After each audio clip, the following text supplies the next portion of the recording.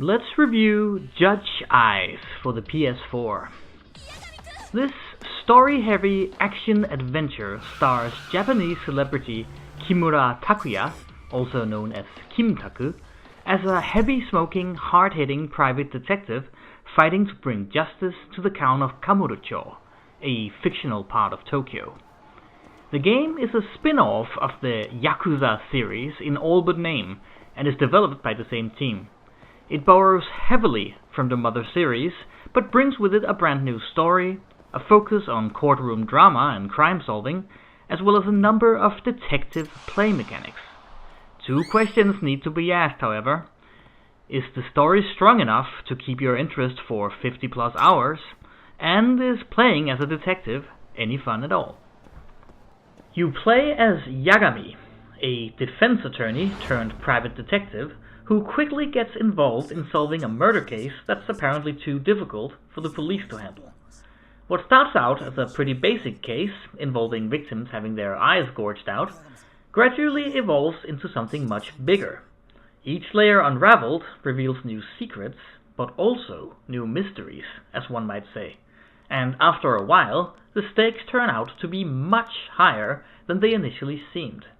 Seemingly insignificant characters and details end up playing a decisive role in a plot that manages to stay convincing and personally involving for both Yagami and the player. This is largely thanks to an impressive cast of main and supporting characters, a number of whom are also played by more or less well-known Japanese actors. Each and all of them are believable and seem like real people in their own right. The most climatic parts of the story are found either in the courtroom, where villains are brought to justice, or during interrogation scenes when you finally manage to catch a key witness or culprit. These scenes offer interactive dialogue, where the player gets to decide what Yagami will say, and these events rank among the most entertaining in the game. This all adds up to a game that hits the mark in every conceivable way when it comes to story. Story isn't all, though, as you'll quickly learn, and although much time is spent watching cutscenes unfold and simply traversing the town, you will also have to actually work to solve the case. Aside from fighting, there are three types of detective work that you will be doing a lot of: investigating crime scenes, tailing suspects, and catching fleeing suspects. Investigating crime scenes is basically about looking around in first-person mode and zooming in on whatever you feel might hold a clue. Once you find all the clues, usually about 2, you're free to continue with the story. Sometimes the investigation is done using your drone, providing some mobility and variation, but in the end it's the same. Tailing suspects is the one you will spend the most time with, since you have to follow targets for quite a while before they reach their destination. It's as simple as staying out of sight while not losing track of the suspect. If you get into line of sight or make too much noise, the suspect's awareness meter will rise, prompting you to keep your distance. Safe hiding spots along the way will be clearly marked for you, so as long as you move from safe spot to safe spot, you'll be fine. The problem is that there's nothing more to it. In the later parts of the game, the people you tail will be slightly more suspicious, looking a lot over the shoulder, but that just means you'll have to stay behind cover for longer. As there are a lot of these missions, it gets a little old. Then there are the chase missions, the most action-packed of the bunch. While Yagami will automatically run and follow the target, it's your job to guide him away from obstacles and perform quick-time button presses when needed. Later in the game, targets will start throwing things at you to slow you down, but in spite of this, chase missions never really become difficult. It's a decent distraction though, and the chases aren't that long. The biggest drawback about the detective gameplay is that the player doesn't really get to decide anything. Whom to chase, whom to tail, what places to search, it has all already been decided. Of course, freedom of investigation would have put much higher demands on the structure of the story, but as it is, Judge Eyes is far from being the perfect detective simulation. Then there are the battles. You'll be doing a lot of fighting. Fortunately, Yagami is quite the martial artist, and you'll be able to beat the average street thug with little effort. Later story battles, and the number of optional opponents, will prove more of a challenge though. Some of them will even use swords and guns. You, however, cannot.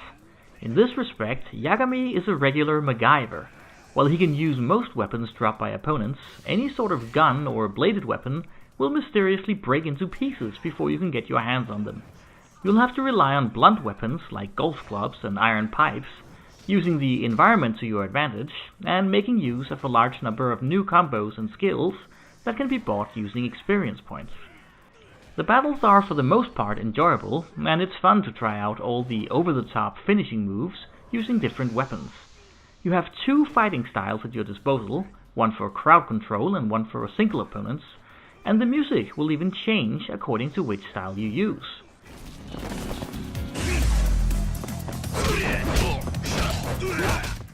The sound effects are loud and powerful, adding to the feeling of impact.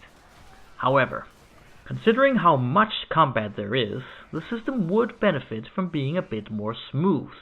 Perhaps a higher frame rate would be enough to solve that problem. As it is now, on a standard PS4, the combat does get a little old once you reach the end of the game, and I found myself starting to run from most random encounters. The game allows you to carry a lot of healing items, and this means that you should be able to get through all battles on the normal difficulty without really mastering dodging techniques. If you decide to go by this approach though, be prepared to do a lot of shopping at convenience stores. At almost any time during the game, you are completely free to stray from the main story and go exploring around town. Because of the incredible attention to detail and the many interesting characters that live in your neighborhood, this can turn out to be almost as fun as the main story. While there are many activities you can partake in quite casually, such as playing darts, mahjong, shogi, Virtua Fighter, or even the quite elaborate VR dice rolling board game, the actual side missions are where the game really shines. Side missions come in all sorts and sizes. Some of them simply involve eating at the same cafe a few times and having some conversations with the staff, while others will involve mysterious crimes that you have to solve using your detective skills. While most quests will give you waypoints so you know exactly where to go, on a few occasions you are only provided with a hint, leaving you to actually look through your always handy case files for clues. This happens so rarely that it will probably catch you off guard, but it's a welcome touch, and it wouldn't hurt to have more of it. Common to all the quests, even the really small ones, is that they all tell a story, and these are surprisingly interesting. Some quests tell dangerous stories about kidnappings, stalkers, or panty thieves, while others focus on smaller things, like the everyday challenges of working in a bar or a coffee shop. Because the town and its inhabitants all feel so real and believable, all the stories are enjoyable in their own way. Follow a side quest through to the end, and you will usually befriend the character.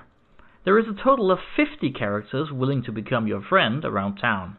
Even after the quest is finished, you'll keep seeing your new friends around town, adding to the illusion that Kamurocho really is your neighborhood.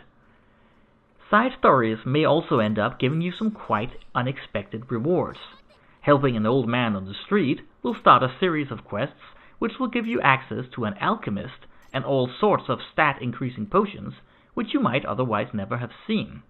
Another side story, which will trigger if you frequent a particular fast food restaurant, will involve a woman teaching Yagami how to smile more convincingly on photos. This will enable you to perform a number of facial expressions when taking selfies anywhere during the rest of the game. Gameplay-wise, it means nothing, but it's a fun and memorable detail that keeps the side stories fresh and interesting. Graphically, the game is both impressive and disappointing at the same time. Impressive because of the attention to detail, all the way from the things you can buy in shops, to the decor in the restaurants, to the obviously fake brick walls at the entrance to your favorite bar. From a technical point of view, though, the environments look dated, last gen. And that makes it even more disappointing that the frame rate isn't higher than it is. On a regular PS4, you will notice that things aren't running as smoothly as they should during some of the action-heavy scenes. This is in no way game-breaking, but the combat could have felt so much better with a steady high frame rate. The characters, on the other hand, are clearly not recycled models from a PS3 game. The main characters in particular look good, convincing, and alive. This is complemented by the excellent environmental sounds that will always adapt wherever you go. While most of the game will be spent just listening to the ambience around you, you will get plenty of opportunities to listen to a couple of somewhat catchy tunes while doing detective work and during story sequences. You should be aware, though, that not the entire game is voiced. Because you get used to the excellent voice work and dramatic scenes in the first parts of the game, it might come as some surprise the first time you encounter a dialogue with no voiceover. Given the enormous amount of characters and dialogue in the game, this perhaps shouldn't be surprising, but it is, because the contrast to the voiced scenes is so striking. Basically, everything directly related to the main plot is fully voiced, while all side stories are silent, and with more simple animations. Since a number of side stories and minor characters are introduced as part of the main storyline, this means that you'll be experiencing a mixture of voiced and silent scenes, even while following the main story. This takes a little getting used to at first, but you'll manage. Before we end, I know that there are 3 questions you're all eager to ask. Question 1. Does this game have multiple playable characters, or is it just Yagami? I hate to disappoint, but it's just Yagami, but I'm sure you'll love him. Question 2. Will the game suddenly force you into some horrible stealth gameplay that will almost completely ruin the pace of the game? No, it will not. Stealth gameplay is only during the tailing missions, and it will not be a problem. Question 3. Will the game suddenly provide you with an AI partner that will die much too easily, resulting in a game over screen? No, don't worry. You will get AI partners, but they'll all be helpful, and they can't really die. There are 1 or 2 occasions where you'll have to protect somebody for story reasons, but it'll be over in seconds. With that out of the way, it's time for the conclusion. As a story-heavy open-world game, Judge Eyes succeeds because both the story and the world are so convincing. However, the somewhat stiff combat and the repetitive and quite restrictive detective gameplay leaves a lot of room for improvement. Still, after spending so many hours with the game, it's actually a bit of a lonely feeling once it's all finished. I already miss going for walks in my old neighborhood. Judge Eyes gets 4 stars.